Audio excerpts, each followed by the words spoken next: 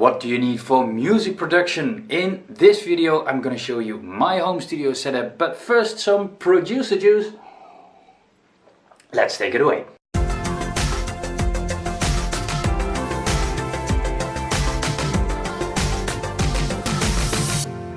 Consider subscribing if you already haven't and hit the bell button so you don't miss anything. Hey guys, how are you doing? I hope you are doing marvelously well. In this video I'm gonna show you my home studio and I give you some advice on why I chose certain products and why they are good for me. That doesn't mean they're good for you, but they are a possible solution for your home studio too. This is my home studio. First of all, what's really eye-catching are of course the studio monitors. I chose for Tannoy because I was in the store and I heard a couple of speakers. I heard Pioneer speakers, I heard the KRKs, and to be honest, the Pioneers were really a good match for these Tannoys.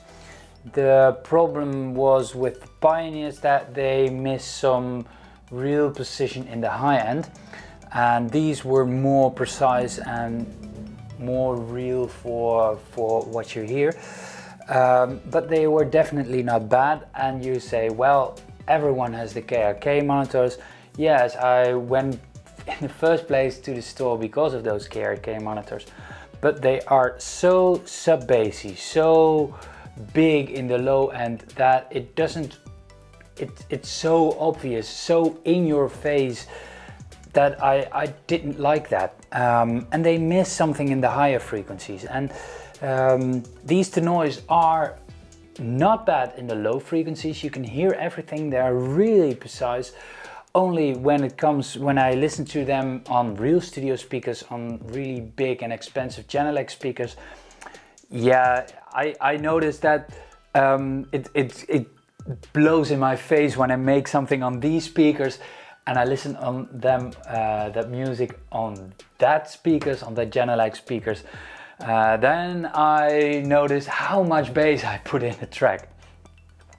But what is with monitors, choose the monitors that are right for you and know your monitors. I know now that these monitors, how precise they are, even in the low end, that they are missing a lot of low end. So I know when it's bassy here, it blows in your face on real speakers.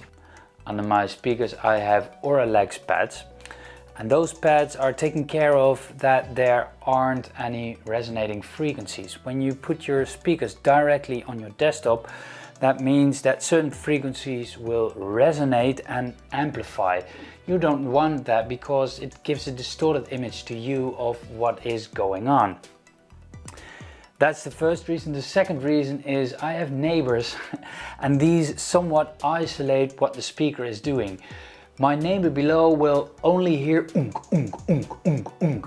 The lower frequencies are more intrusive and the rest of the music is totally gone. So this takes a little bit care of that problem. What I didn't do in this house is treat my room acoustically. The problem is, in my case, that my frequencies are bouncing all over the place because of the flat surfaces like a wall, a door, a window, for example. If you have soft materials, then your frequencies are not bouncing that bad, so you have a better understanding of what's going on in your music. I didn't do that here because I don't want to live in this house very long. My next house definitely will get a separate room just for producing, and I will treat that room with soft materials on the wall. Next, my audio interface. I have here the Focusrite 2i2. It's an audio interface, a really simple audio interface with only 2 inputs, 2 outputs. When you combine them, you have a stereo input and a stereo output. Why you want to have a superb sound card? Because there are preamps in that, and those pre-amplify your microphone. If you had good preamps in your sound card, your sound will sound better. You can connect a microphone, for example this microphone. This is just a simple Shure microphone, nothing special. I use it for voiceovers in my YouTube videos, for example.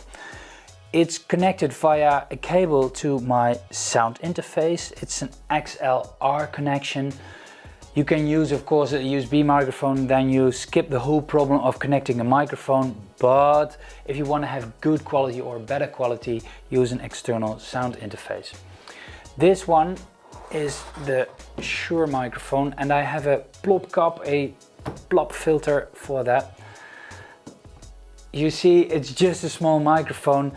I use this one just to prevent, if I speak a p or a t, that you hear those plop sounds in the microphone.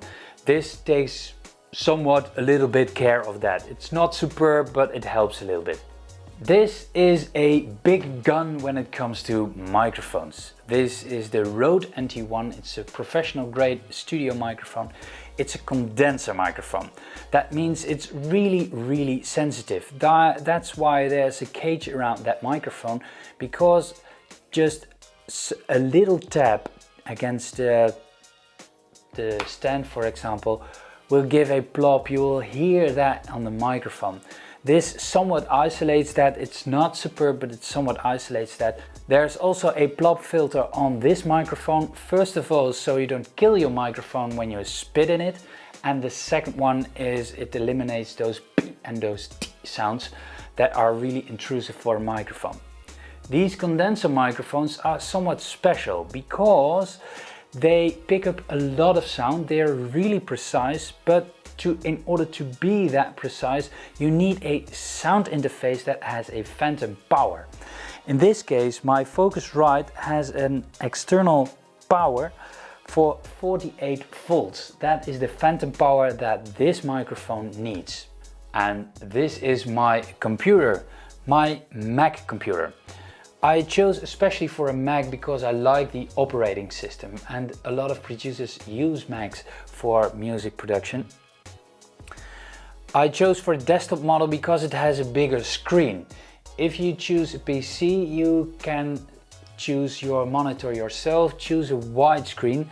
For more information about buying a computer for your music, I will link up a card above. I made a special video about that. So I'm not going into details of your computer. It's my Mac. It's a little bit an old desktop computer. The newer models have a thinner surface. Then a Midi keyboard. You don't need a Midi keyboard per se, but it is very useful. It's really easy to type out a rhythm with a musical keyboard instead of your regular keyboard. Your regular keyboard has a click in there, and that makes it really difficult to play music with it. If you have somewhat of a music knowledge, you can also play the keys, but in my case, I'm not a really good piano player, so I don't do that. But that rhythms, that is really easy, is easier on a Midi keyboard than on your regular keyboard. This fits only 2 octaves.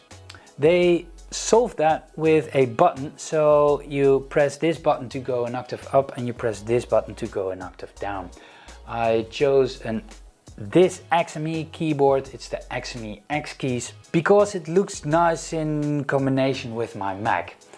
It's small. Even if I go on a travel and want to produce in my vacation, for example, I can pack that in my bag with my laptop, and I can bring this one.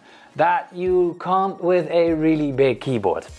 It's a really good idea to have good quality headphones. I have here Sennheiser headphones. They are somewhat not stood the time very well, but they are really precise. And you want to have headphones to mix in environments like I did yesterday. I can't produce on really good volume because it was very late and I don't want to wake up my neighbors. In that case, it's really useful to have good quality monitors, headphone monitors. But it doesn't beat mixing with your real life monitors, because real life monitors have one advantage over a headphone. When you're sitting in front of your computer, your right speaker will give some signal and you'll hear that with your left ear. And also the other way around. You can't do that with a headphone. There is some emulation software wise you can do, but nothing beats the real deal of real speakers. So for producing, yes, you can use it. Do you want to mix or pan stuff out or something? Don't do that with headphones. Use therefore real monitors. But for making a melody, that's just fine. Really helpful is also a good quality side-scrolling mouse. In this case I have the Apple Magic Mouse. You can not only scroll up and down with this mouse, but also sideways. You have to scroll sideways a lot of the time when you're working in your DAW. There are also Logitech mouses that can do that. If you have a question, leave it down in the comments below. If I need more time to answer your question, you can book a Skype call with me or become a Patreon member. Premium Patreon members can ask me questions. Thank you for watching and I hope to see you in the next video.